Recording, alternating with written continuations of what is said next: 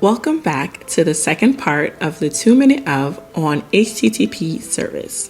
For this episode, we will consume an external API from the SAP API Hub. First, let's get our API key.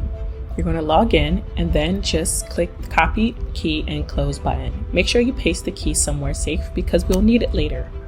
So now we'll return to our HTTP service class we created in the previous video and modify it. We'll start by adding a method called getBankDetails with a returning parameter of type string to the private section.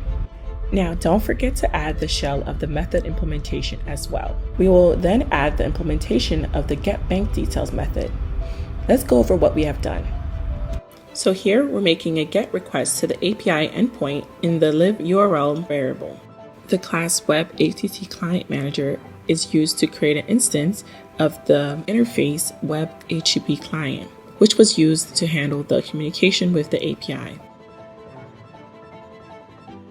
The headers of the requests are then set by calling the setHeader fields on low requests. We then set the headers of the requests with content type, accept, and API key.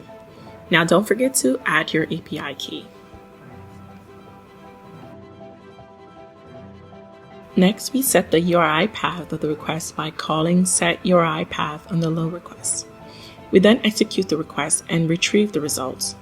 We then pass the result to the output parameter as JSON. If an exception is thrown during the execution of the request, the catch-txt Web HTTP client error will catch it and handle it accordingly.